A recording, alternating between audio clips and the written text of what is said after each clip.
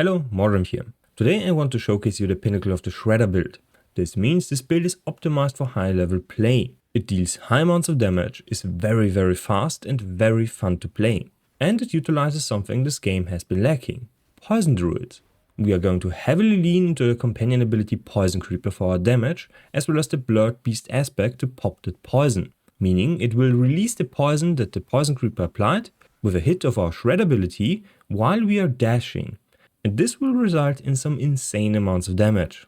As for the strengths of this build offers you great capabilities to speed farm lower level dungeons, meaning above, well, 7, maybe 10, maybe 15 levels above your character, and can push up to 25 levels higher. Afterwards you are going to get randomly one-shot, and I would not recommend this build for high level Nightmare Dungeon pushes. However, Uber Lilith is a completely different story. This build is optimized specifically and built specifically for that fight. You have sustain, you have AoE damage, you have the mobility, and you have the defenses to tank basically everything except the waves. If you learn that fight, you're going to be capable of destroying her. However, I am not a master of that fight, so I didn't manage to kill her yet. Damage this build provides to you is more than capable of doing that. If you have not already, make sure to leave a like, sub and comment, and check out my streams whenever I stream on YouTube. In the next segment, I want to talk about the skills we are currently using, because there are some changes depending on the content you are trying to push. First of all, Storm Strike is going to be our builder. It offers us with great defenses and the vulnerable debuff on enemies, which boosts our damage by quite a substantial amount. Our spender is going to be Shred. Shred is then coupled with the Blurred Beast aspect, which gives us a ton of damage and a lot of mobility. We pair this one with either Debilitating Roar or Rabies, depending on the content we are trying to push. Lower level pushers are going to be much more pleasant with Rabies. However, if you want to push high Nightmare Dungeons, you're going to be reliant on Debilitating Roar and the 70% damage reduction it provides you. We can then couple Debilitating Roar with the Hunter Zenith Ring, which will then not trigger a cooldown whenever we kill someone with our Shred, and the Blurred Beast aspect you can see here. This will make sure that you have 100% uptime on Debilitating Roar on most packs in the game. However, if you tap this ability too fast, you're going to use up both charges, meaning it will go on a cooldown and you will have to wait to engage the next pack. As for the other abilities, we are going to pick up all companions. We are going to start with the Poison Creeper. Poison Creeper is going to be our main source of damage. We're going to regularly poison single target enemies with the passive portion, and we're going to AoE enemies for a ton of poison damage. Now this poison damage functions as base damage for the Shred ability pop with the Blurred Beast. A pop means the damage you see here, the poison damage, is going to be applied to the base damage of the Shred ability and then again multiplied by every increased damage, meaning poison damage is going to double dip the Poison Creeper damage. The other abilities, like Ravens as well as Wolves, are mostly here for the damage they provide passively through the Shepherd's aspect. So I'm mostly not going to use those abilities. Now the lengthy cooldown of our Poison Creeper is going to be lowered through the pack leader Spirit Boon. The Spirit Boon procs whenever we critically strike and has a 20% chance to reset the cooldowns of our companion abilities, meaning when we shred through packs and we crit all the time due to Waxing Gibbous, we're going to then proc this lucky hit and reset the cooldown of Poison Creeper, which will enable us to just jump from enemy to enemy and Poison Creeper in between and stack up poison as well as pop it. Next I'm going to showcase you what I mean by poison pop. When we pop a bigger pack, we can dash through this pack and every single poison on the way to that enemy is going to be popped. It's going to deal the damage instantaneously without consuming that poison stack, and the wolves regenerate health quite a lot, so those do not die as often as you might think. They also benefit from your armor, which is quite high for this class because of a few things, mainly the Paragon Board and some equipment shenanigans. Next I'm going to show you the Debilitating Roar reset. So when we Poison Creeper and dash through enemies, we can Debilitating Roar and the cooldown does not go on cooldown. So we basically have a constant uptime on this one.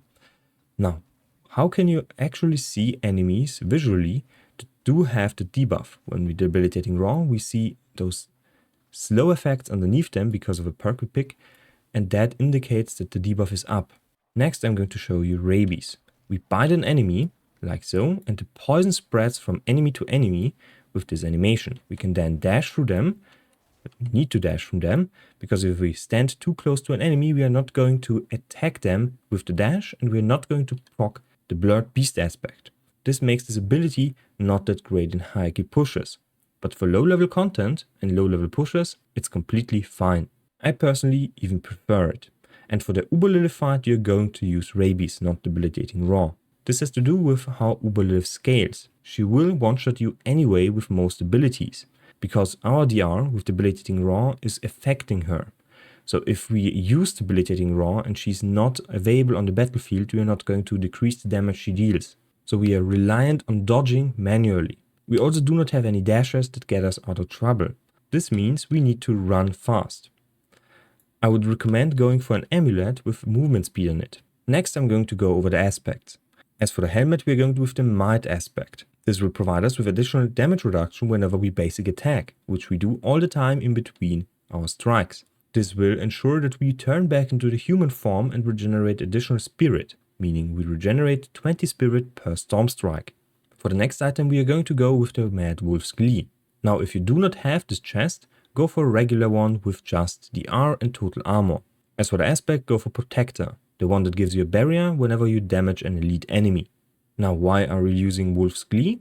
Because this chest provides us with ranks to all our werewolf skills, meaning Shred and Rabies get additional ranks, and this increases the base damage. Currently this chest is bugged, and at 5 upgrades it's going to provide you with 3 ranks, not 2. We take this one off, like so, and we lose the ability. Shred is also not at 12 anymore and only at 9.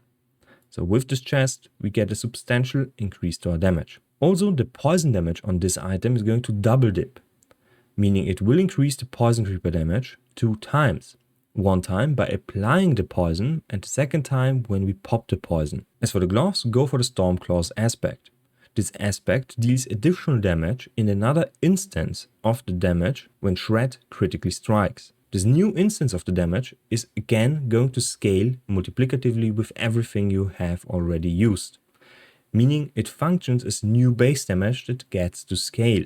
You're going to see double million hits, like for example 6 millions and 6 millions. Blurred Beast as well as Shred are just 1 hit and do not show up as 2. For the pants, go for Disobedience. Disobedience is extremely strong on this build since we are stacking armor already. As for the boots, go for Windstriker. Windstriker will give you additional movement speed, which will help immensely in fights like Uber-Lilith. For the amulet, go for the Shepherd's aspect. The Shepherd's aspect is going to give you up to 12 damage per companion. This is multiplicatively, meaning we have 4 ravens, 3 wolves and 2 poison creepers. Because we are also going to use the aspect of the Stampede, which gives us 1 additional companion per ability. When we look at the Shepherd's aspect, this means we get up to 108% additional more multiplier for every ability. Now the Poison Creeper is not going to be affected by this, because it's only affecting core skills. However, if we pop the poison with the Blurred Beast aspect, we're going to inherit the Shred core ability tag right here, and then it's going to be affected by this aspect. You can easily check this one by just taking off the amulet and then trying to deal the millions of damage. You are not going to hit for that amount. The Stampede aspect is also giving us a more multiplier for companion skills like so our companion ability Poison Creeper is going to deal more damage. For the last aspect I'm going to go over the totem as well as a two-handed weapon, because we are going to switch between a two-handed weapon and Waxing Gibbous as well as a totem between Dungeoneering and Uber-Lilith. Now the Blurred Beast aspect is going to pop the poison from nearby enemies whenever you shred and dash while doing so. This is only possible to do on every hit of the Shred ability if we also pick up the Primal Shred enhancement. This will enable Shred to dash on the second and third hit. When we put this one on the two-handed weapon, we are going to get a 100 damage bonus. With a good aspect, you're going to hit 200% of the poison damage as base damage instead of 100% on the totem. Now, why are we using a second weapon? Because Waxing Gibbous is extremely bad for single target fights. Its effect only procs on killing enemies, so it's much better during Dungeoneering than during single target fights. The two-handed weapon, on the other hand, is going to give us a ton of additional damage through stats. Now, as mentioned already, we are going to use Waxing Gibbous in our main hand. This will give us a stealth whenever we kill an enemy. meaning enemies will not be able to attack you, and whenever you hit someone with the stealth buff, you're going to guarantee critical strikes for up to 2.5 seconds. A very strong offensive and defensive mechanic that we're going to use during dungeoneering. As for the ring, we're going to use Hunter's Zenith, but only when we push with Debilitating Roar. If we do not have Hunter's Zenith and Debilitating Roar, if you do not like that, or if you're not going to push High Nightmare Dungeons or Uber Lilith specifically uses rabies, you're going to want a different ring. I personally am going with the accelerating aspect. This has to do with additional attack speed. If you're using a two-handed weapon, for example for the Uber Lilith fight, you want something that increases the attack speed of your weapon, because you're going to attack very slowly. Now, as for the effect of Hunter's Zenith, I already explained it. Whenever we kill an enemy with our Shred ability, we are going to get a guaranteed free Weber skill. Now, this free Weber skill does not enter a cooldown state and does not cost any resources. This makes it possible to always have Debilitating Roar for sticky situations. With the aspect summed up, let's go over Spirit Boons next. We're going to go with Wariness for the Deer, Iron Feathers as well as swooping attacks for the Eagle. Iron Feathers is a multiplier, so when we look at our health, we have 13.7. When we take this one off, we have 12.5. So it's a 1.2k increase multiplicatively on all other increases to our life pool. For Swooping Strike, this one is additive and only increases our attack speed by 10%, but it makes the build feel much better to use. For the Wolf, we are going with Pack Leader. Pack Leader gives us a lucky hit chance on critical strikes to reset the cooldown of our companion abilities, meaning we are going to reset the cooldown on Poison Creeper quite regularly. And for the last boon in the Snake, we are going with Masochistic. All our shapeshifting skills that crit will heal us for 3% maximum life. The more maximum life we have, the better the heal, meaning Iron Feathers synergizes quite well with this ability. Next, I'm going to go over the stats on gear. As for the helmet, go for ranks in Poison Creeper, as well as total armor and maximum life. You can also go with CDR instead of the willpower here, because you're not going to use the willpower effectively, and cooldown reduction is quite valuable on this build, especially if you're using rabies. As for the ranks in Poison Creeper, this will increase the damage quite a lot. So when we look at the Poison Creeper right now, we have 121k damage. When we take off the helmet, we are decreasing the damage by nearly 30k. For the chest, go for Mad Wolf's Glee. Nothing there to say. For your gloves, go with ranks on Shred, attack speed, critical strike chance and critical strike damage, or lucky hit chance. Lucky hit chance will make sure that your Poison Creeper is going to be reset more often. As for your pants, go for as much DR as possible, as well as total armor. Damage reduction while fortified is useless on this build, or nearly useless, so go for something like flat damage reduction or poison damage reduction. On your boots, go for movement speed, dodge chance is very important, total armor is also very important, and damage reduction while injured. Those boots are nearly perfect, with only the dodge chance roll being a little bit on the lower side. Now the total armor while in werewolf form is quite valuable. This is because of how armor scales. The more points you get in armor, the better the DR is you will have per point of armor. Meaning, the first armor point is going to give you like 0.1 damage reduction, and the hundredth or the thousandth is going to give you more damage reduction. So instead of 0.1, you're going to get 0.5 damage reduction per point at 1000. That's only arbitrary numbers and not the ones you are going to see, but that's just to explain how armor works in this game. And as for the damage reduction while injured, when we stack this one with, for example, an amulet one, or the one on the pants, because you also can get this one on the pants, and that's preferable, I just don't have it, you're going to see a nearly 75% damage reduction while injured. Meaning, when you drop below 35% health, you're going to see a decrease in damage you take by 75%. This basically increases your health pool you are going to have at 35% by 4 times the amount. You have 4 times the effective health pool. So the more life you have, the better it becomes to go with damage reduction while injured. Next, for the weapon, go for Waxing Gibbous or a two-handed weapon with vulnerable damage, critical strike damage with werewolf skills, core skill damage or damage over time, or preferably poison damage. Poison damage is going to be better than every single other mod, except something like damage versus close enemies, because damage versus close enemies will affect the Poison Creeper ability, as well as the Blood Beast effect. As for the totem, go for spirit cost reduction, only a tiny amount, but it will help considerably to sustain your shred, because we're not going to use Grizzly Rage and still sustain perfectly fine. This has to do with 2 Paragon Board abilities as well as a passive in the skill tree. Next, go for Critical Strike chance. Critical Strike chance might seem like a waste, but when you go into single target fights and you do not have your Waxing Gibber's stealth, you're going to need that crit to deal damage. And lastly, cooldown reduction. It's very important to grab cooldown reduction on your totem to feel much better on this build. You're going to lose a bunch of cooldown reduction when using a two-handed weapon, but that's why we want that on the helmet as well as the amulet, which I'll be talking about next. For the amulet, go for Envenom as well as all ranks to companion abilities. Both of those will boost your damage considerably. I also have damage reduction while injured, because that's the preferred defensive mod on the amulet, and damage reduction while fighting poisoned enemies. Instead of the damage reduction while fighting poisoned enemies, you're going to want movement speed on this one, flat movement speed. Otherwise you're going to be slow. For the ring, go for crit strike chance, vulnerable damage, critical strike damage, or werewolf critical strike damage. And for the last one, you're going to want poison damage, because poison damage is going to scale multiplicatively. You're double dipping poison damage. The second ring is going to be Hunter's Zenith. However, if you're not pushing high content, you're going to want a second ring like so. This one basically has the same stats as your first ring. Next, I'm going to go over the abilities.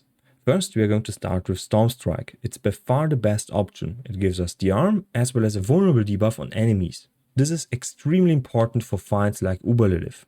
In the next cluster, you're going to max out Shred. Then pick up Enhanced Shred as well as Primal Shred. Primal Shred is extremely important for this build, because it's going to enable us to dash with our second and third attack of the Shred ability. The increased critical strike damage is nice to have, but nothing to really write home about. Next, you're going to pick up 1 point in Heart of the Wild and then 3 points in Wild Impulses. The more spirit cost is not going to affect us at all, because of the Paragon points as well as skill points we are going to use to increase our generation as well as decrease our spirit consumption. The 15% more damage right here is really good. In the next cluster, we're going to see the setup for the Zenith Ring. If you do not have the Zenith Ring, you're not going to pick any of those points. So you take out those points, those 3 here, and all of those.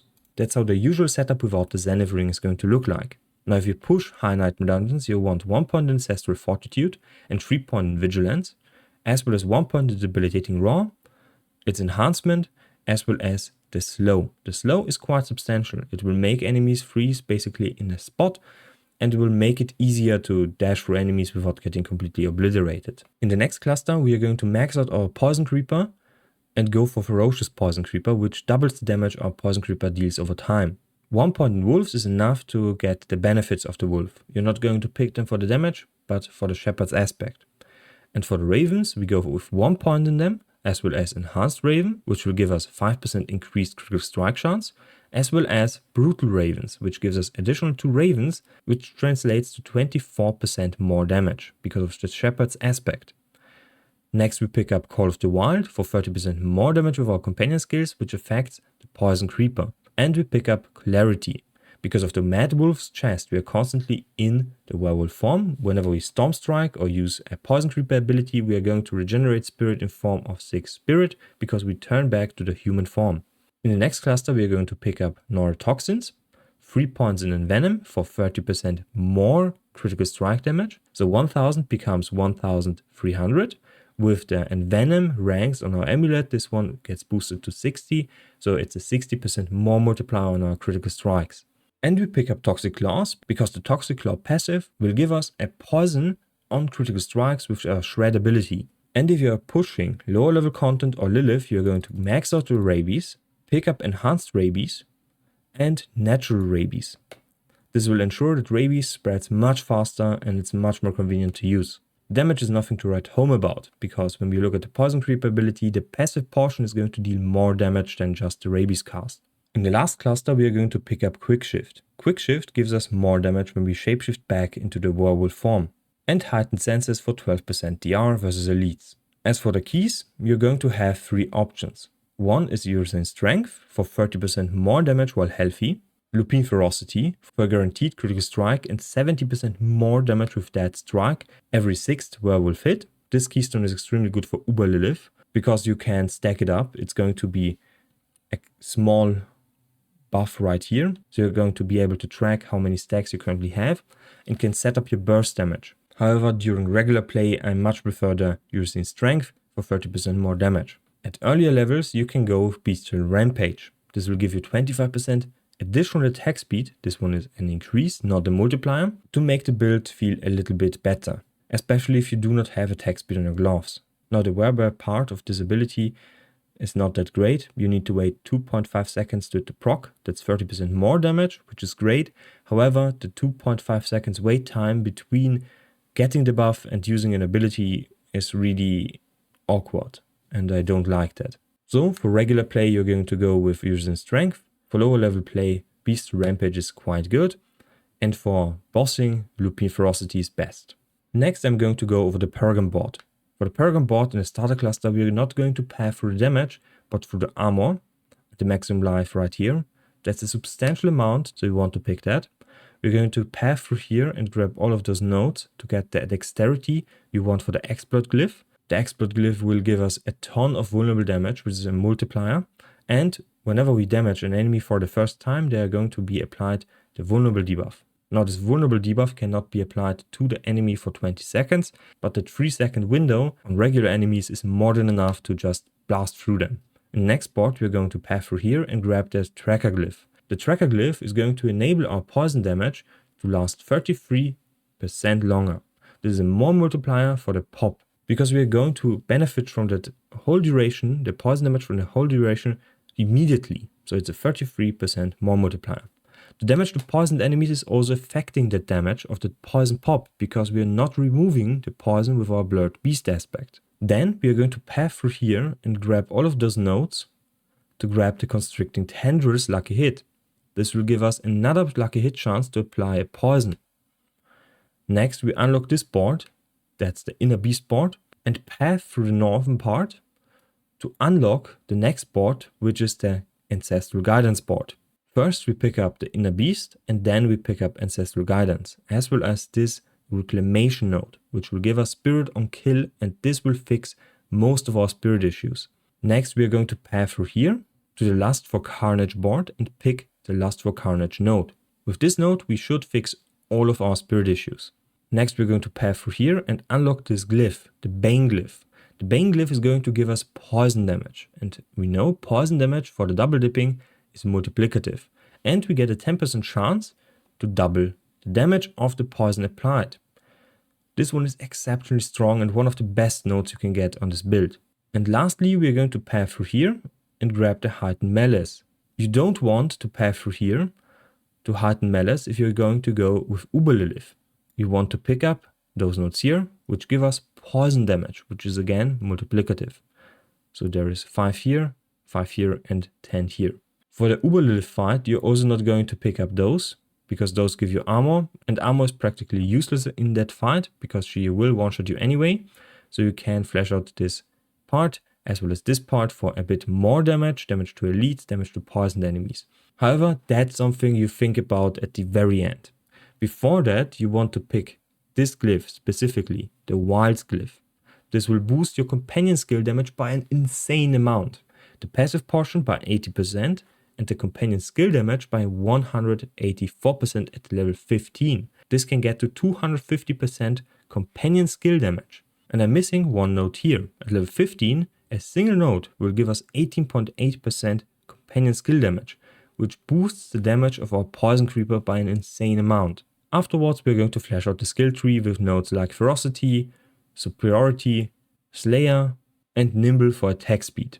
In the Maxwell Planner, you will be able to find in the left part, underneath the Spirit Boons, a small drop-down menu where I will be able to supply you with a level 60, a level 70, 80, 90 and so on Paragon Board, and a Uber Lilith Paragon Board, as well as a High Nightmare Dungeon Paragon Board. So all of those will be available to you with the specific aspects and the gear setup. Anyway, make sure to leave a like, sub and comment. Make sure to drop by the stream whenever I stream, which should be this weekend. And see you next time. Bye.